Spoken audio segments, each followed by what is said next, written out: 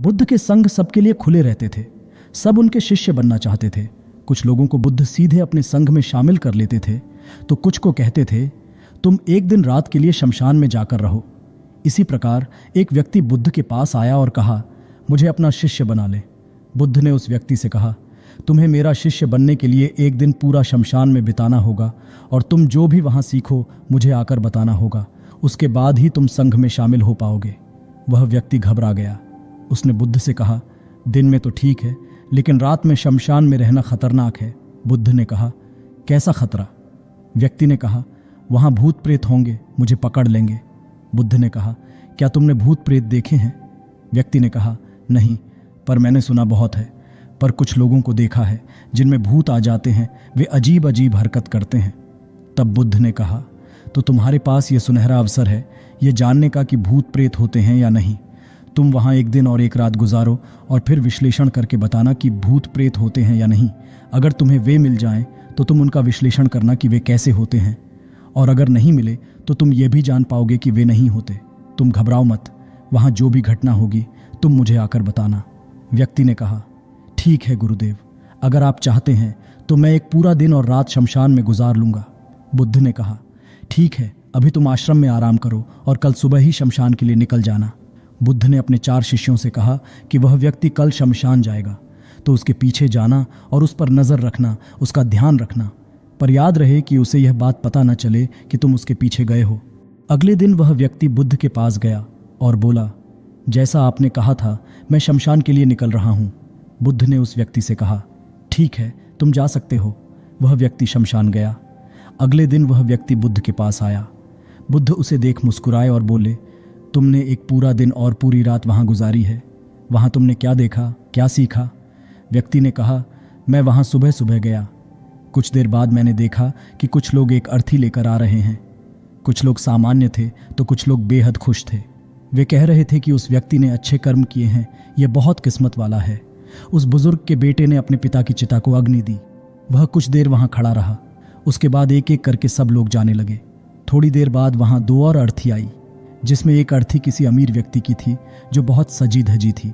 उसमें बहुत सारे लोग थे, जबकि दूसरी किसी गरीब व्यक्ति की थी जो बेहद साधारण थी।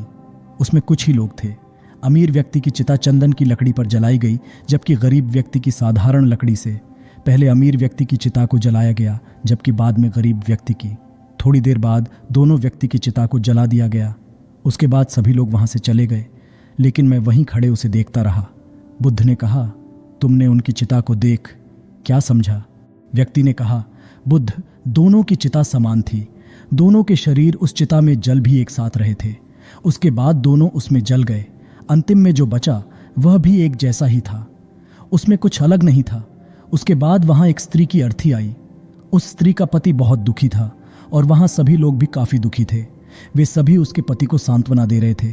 बुद्ध, उसमें मैंने देखा कि बहुत लोग काफी ज्ञानी थे, ज्ञान की बातें कर रहे थे। वे सब कह रहे थे कि यहाँ तो एक दिन सबको आना ही है। जीवन में ज्ञान और परोपकार से जीना चाहिए, किसी को भी कष्ट नहीं देना चाहिए, हमेशा मुस्कुराकर जीना चाहिए। अंतिम में हम सबको एक दिन शमशान में जाना ही होता है। उसके बाद वहां कोई नहीं आया और पूरी रात मैं देखता रहा। अगली सुबह आपके पास आया। बुद्ध ने पूछा, तुम्हें वहां कोई भूत प्रेत दिखा?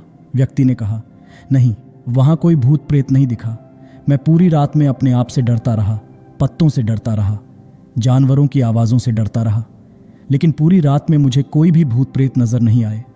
बुद्ध ने उस व्यक्ति से कहा, ठीक है, तुम जाओ और आश्रम में आराम करो। कल फिर एक दिन और पूरी रात तुम्हें शमशान में बिताना होगा। वह व्यक्ति बोला, आप कैसी बातें कर रहे हैं? आपके कहने पर कल पूरा दिन और पूरी रात वहां पर रुका। वह समय मैंने कैसे काटा है मुझे ही पता है। अब मैं दोबारा वहां नहीं जाऊंगा। बुद्ध ने कहा, देखो, जो खास चीज़ तुम्हें वहां जाकर मिलनी है वह तुम्हें अभी तक नहीं मिली। तुम एक दिन और एक रात वहां जाओ और को तुम्हें वह चीज़ अवश्य मिल जाएगी।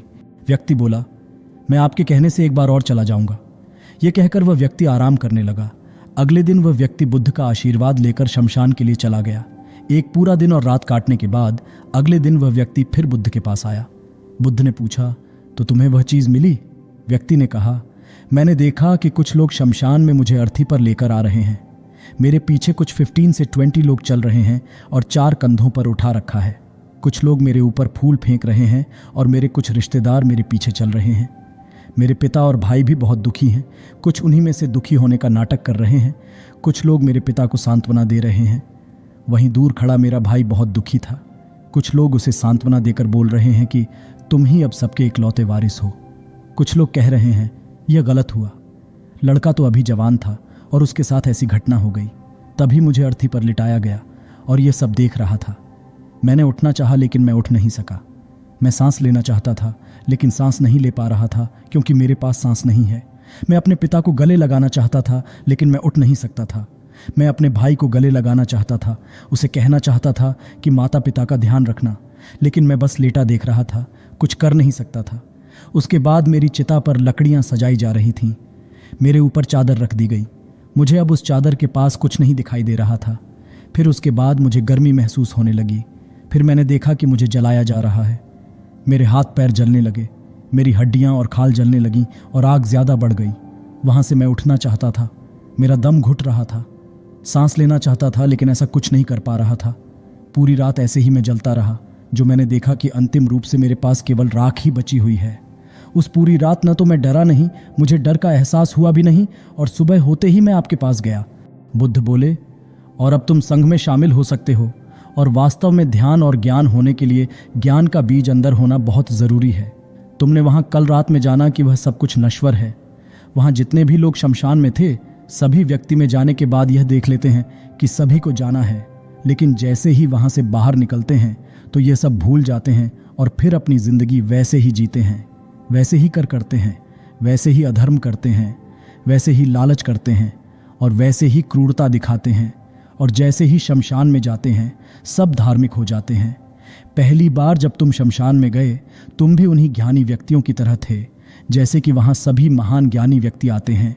और जैसे ही तुम दोबारा वहाँ गए और आज वापस आए हो तो तुम्हारे अंदर भी कब्ज़ उत्पन्न हो गया। तब तक जीवन को नहीं समझ सकते जब तक हम मृत्यु को नहीं जानते हैं। जो व्यक्ति बीमार है वही स्वास्थ्य के महत्व को समझ सकता है। जो ध्यान का बीज तुमने कल रात पाया, अब उसे तुम्हें लक्ष्य बनाना है।